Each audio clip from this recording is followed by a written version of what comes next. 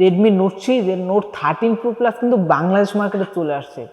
মানে বুঝতেই পারতেছেন রেডমি নোট সিরিজের কিন্তু একদম লেটেস্ট, একদম আপডেট ফোন, মানে সবচেয়ে latest phone Redmi note 13 pro plus.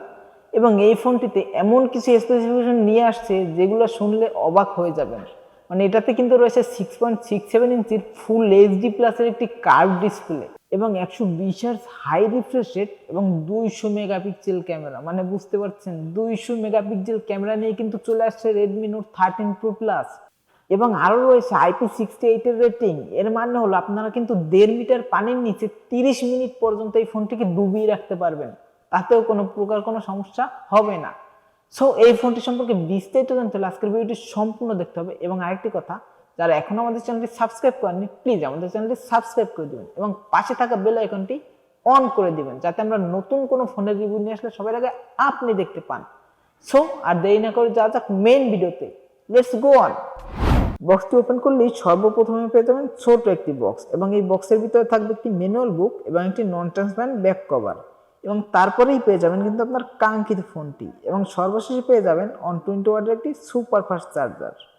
ফোনটির রিয়ার প্যানেলে ব্যবহার করা হয়েছে কিন্তু ভিগান লেদার এবং ফ্রেমটি মেটালের। এবং ফোনটির রিয়ার প্যানেলে পেয়ে যাচ্ছেন কিন্তু ট্রিপল ক্যামেরা সেটআপ। এবং এই ফোনটির লুক ও ডিজাইন কিন্তু আসলে অস্থির, মানে ফোনটি দেখতে আসলে অস্থির লাগতেছে, জাস্ট ওয়াও। সাথে থাকছে 6.67 ইঞ্চি ডিসপ্লে, থিকনেস 8.9 মিলিমিটার এবং ওয়েট 204 গ্রাম। তবে যদিও ওয়েট 204 গ্রাম হওয়ার কারণে একটু ভারী মনে হবে, তবে বডি ফ্রেমটি কিন্তু হালকা কার্ভ, মানে সামনের ডিসপ্লেটাও কার্ভ এবং ব্যাক প্যানেলের বডি ফ্রেমটিও কার্ভ, যার কারণে ফোনটি কিন্তু অন হ্যান্ড ফিল খুব ভালো পাবেন, মানে এক হাতে অনায়াসে ব্যবহার করতে পারবেন। পোর্টস অ্যান্ড বাটন নিয়ে কথা বলতে গেলে ফোনটির রাইট সাইডে রয়েছে একটি ভলিউম আপ ডাউন বাটন এবং একটি পাওয়ার অন অফ বাটন এবং লেফট সাইডে কিছুই নেই। এবং উপরে রয়েছে স্পিকার, এয়ার ব্লাস্টার এবং নয়েজ ক্যান্সেলেশন মাইক। এবং নিচের দিকে রয়েছে main speaker, USB type C charging port এবং একটি সিম ট্রে এবং মাইক্রোফোন। এবং এই ফোনটিতে কিন্তু 3.5 mm কোনো হেডফোন জ্যাক থাকছে না। মানে এই প্রাইসে 3.5 mm একটি হেডফোন জ্যাক দেওয়া কিন্তু অবশ্যই উচিত ছিল। আপনাদের কি মনে হয় কমেন্টে জানাবেন। এবং ফিঙ্গারপ্রিন্ট সেন্সর হিসেবে রয়েছে কিন্তু ইন ডিসপ্লে ফিঙ্গারপ্রিন্ট সেন্সর। তবে এই ফিঙ্গারপ্রিন্ট সেন্সরটা কিন্তু ডিসপ্লের একটু নিচে মনে হবে, মানে আঙ্গুলটা যেতে কিন্তু একটু সময় লাগে, মানে একটু কষ্টই হয় আর কি। তবে আস্তে আস্তে এটার সাথে ইউজ করতে করতে মানে ইউজফুল হয়ে যাবেন।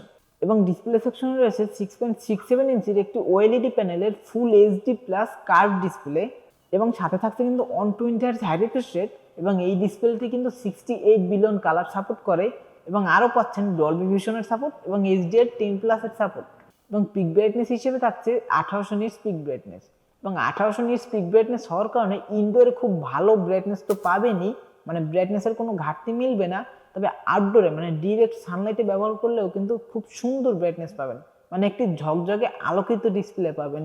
তার মানে একটি উজ্জ্বল ডিসপ্লে পাচ্ছেন কিন্তু, মানে ইনডোর বলেন আউটডোর বলেন কোথাও কোনো প্রকার কোনো ব্রাইটনেস কিন্তু ঘাটতি মিলবে না।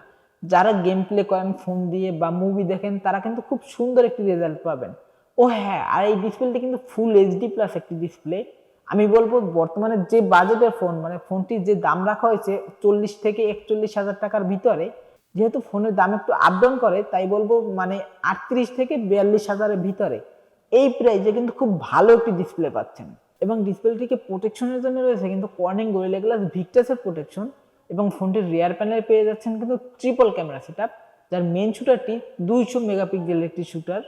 এবং এটিতে সেন্সর হিসেবে রয়েছে কিন্তু স্যামসাংয়ের SP3 সেন্সর এবং এটিতে কিন্তু ওআইএস সাপোর্ট পেয়ে যাচ্ছেন। মানে আপনারা সকলেই জানেন যে ওআইএস সাপোর্ট থাকলে মানে ভিডিও করার সময় ফোন যদি নাড়াচাড়া করেন বা হেঁটে হেঁটে ভিডিও করেন সেক্ষেত্রে কোনো প্রকার কোনো শেকি ভাব আসবে না। এবং সাথে থাকছে একটি 8 মেগাপিক্সেলের আল্ট্রা ওয়াইড সেন্সর এবং সর্বশেষ থাকছে 2 মেগাপিক্সেলের একটি ম্যাক্রো সেন্সর। এবং এই ক্যামেরাটি দিয়ে মানে মেন ক্যামেরা দিয়ে সর্বোচ্চ ভিডিও রেকর্ড করতে পারবেন 4K 30 fps-এ। মানে আমার মনে হয় এই যে বাজেট সবই ঠিক আছে, ক্যামেরা 200 মেগাপিক্সেলের ছবি খুব ভালো পাবেন। তবে ভিডিও সেকশনে মানে ভিডিও ঠিক আছে 4K, বাট 30 fps না দিয়ে 60 fps দিলে মনে হয় আরও ভালো হতো। ফ্রন্টে পেয়ে যাচ্ছেন 16 মেগাপিক্সেলের একটি সেলফি ক্যামেরা এবং প্রসেসর হিসেবে পেয়ে যাচ্ছেন কিন্তু মিডিয়াটেক ডাইমেনসিটি 7200 প্রসেসর, যেটি একটি 4 ন্যানোমিটার প্রসেসর।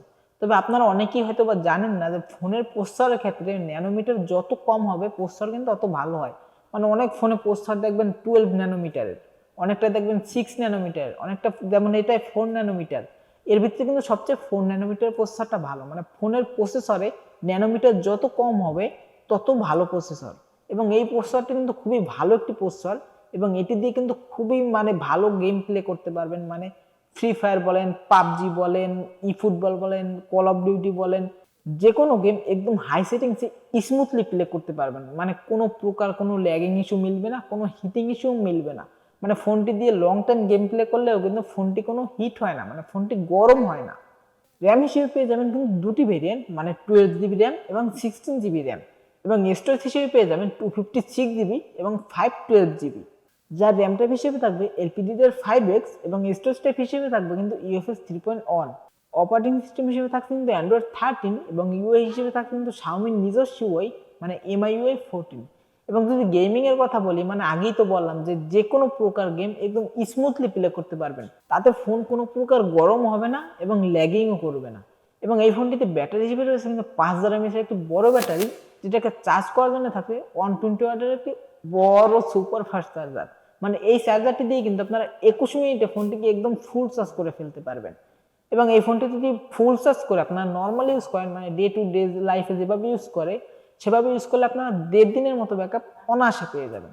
এবং যদি হেভি ইউজ করেন, মানে একটানা গেম প্লে করেন বা একটানা মুভি দেখেন, সেক্ষেত্রে স্ক্রিন অন টাইম 7 ঘন্টার মতো ব্যাকআপ পেয়ে যাবেন। এবং আরও রয়েছে কিন্তু IP68 এর রেটিং, যেটা সবার প্রথমেই কিন্তু বলা হয়েছে। মানে IP68 এর রেটিং থাকার কারণে এই ফোনটি কিন্তু মানে 1.5 মিটার পানির নিচে 30 মিনিট পর্যন্ত ডুবিয়ে রাখতে পারবেন। মানে হাত থেকে যদি পানির ভিতরে পড়েও যায়, 1.5 মিটার পানির নিচে 30 মিনিট পর্যন্ত থাকলেও ফোনটি কোনো প্রকার কোনো সমস্যা হবে না, মানে ভিতরে কোনো পানি প্রবেশ করবে না। তবে তার মানে আবার ফোনটিকে ডুবিয়ে দেখতে যাবেন না, যদিও কোনো পানি ঢুকবে না, তারপরেও না দেখাই ভালো এটা। সো সব মিলিয়ে ফোনটি কেমন লাগলো কমেন্ট অবশ্যই জানাবেন। আজকের ভিডিও ছিল এই পর্যন্তই, দেখাবেন নেক্সট কোনো ভিডিওতে।